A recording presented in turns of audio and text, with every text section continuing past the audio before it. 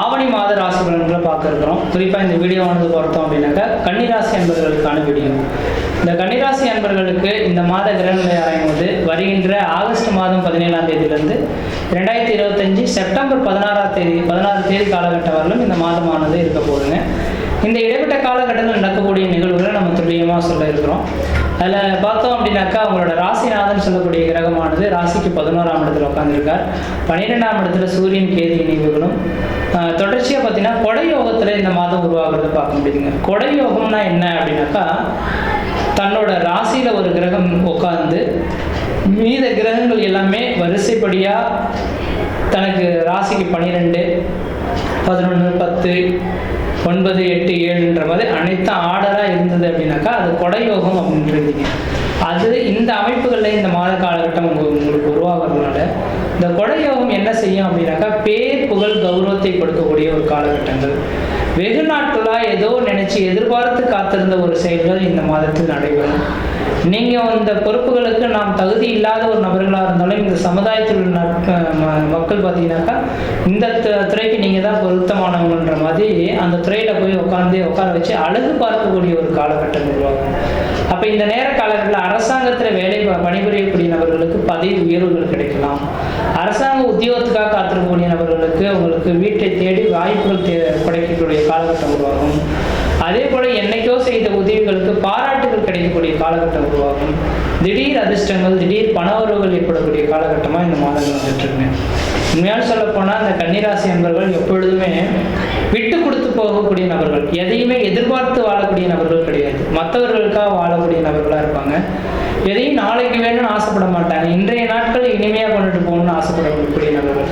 அப்படிப்பட்ட இந்த கன்னிராசி என்பவர்களுக்கு நட்பு வட்டாரங்கள் அதிகரிக்கக்கூடிய நபர்களாக இருப்பாங்க. அப்போ இப்படிப்பட்ட இந்த நபர்களுக்கு கடந்த காலகட்டங்கள் அந்த அளவுக்கு சோதனை மிகுந்த காலகட்டமாக தான் இருந்தது, கடந்த ஒரு 2 வருட காலகட்டங்கள். ஆனால் இந்த நேர காலகட்டத்திலிருந்து ஒரு வளர்ச்சிக்கான ஒரு காலகட்டங்கள் தொடர ஆரம்பிச்சிருச்சு. அப்போ உங்களோட ராசிநாதன் ராசிக்கு 11ஆம் இடத்தில் லாபஸ்தானத்தில் இருக்கக்கூடிய காலகட்டத்தில் பொருளாதார அபிவிருத்திகளும் குடும்பத்தில் மன நிம்மதியும் மன சந்தோஷம் ஏற்படக்கூடிய காலகட்டங்கள். வெகு நாட்களாக தடைபட்டிருந்த ஒரு சில காரியங்கள் கண்முன்னே நடக்கிறத பார்க்க முடியும். தொழில் அமைப்புகளில் பிரச்சனை இந்த நபர்கள் நிரந்தரமான உத்தியோகம் அமையக்கூடிய காலகட்டங்கள். வெளிநாடுகள் 12ஆம் இடத்துல சூரியன் கேது இணைவு இருக்கிறனால வெளிநாடு வெளி மாநிலம் தொடர்புடைய வேலை வாய்ப்பில் இருக்கக்கூடிய நபர்களுக்கு அந்த நாட்டு குடியுரிமை வாங்கி அங்கே பெயர் புகழ் கௌரவத்தை அனுபவிக்கக்கூடிய காலகட்டம் உருவாகும். தனியார் துறையில் வேலை செய்யக்கூடிய நபர்களுக்கு உங்களுக்குன்ற ஒரு அங்கீகாரம் கிடைக்கக்கூடிய காலகட்டம் உருவாகும். புதன் தான் வாணிபம், அதாவது வியாபாரத்தை குறிக்கக்கூடிய கிரகமே புதன் பகவான். உங்கள் ராசிநாதனே வரதுனால வியாபாரத்துறையில் இருக்கக்கூடிய நபர்களுக்கு திடீர்னு வியாபாரம் வளர்ச்சி அடையிறதை பார்க்க முடியும். ஒரு வருடத்தில் எடுக்கக்கூடிய அந்த வியாபார வளர்ச்சிகள் ஒரு மாதத்தில் எடுக்கக்கூடிய ஒரு காலகட்டங்களாக இந்த மாதம் உருவாகும்.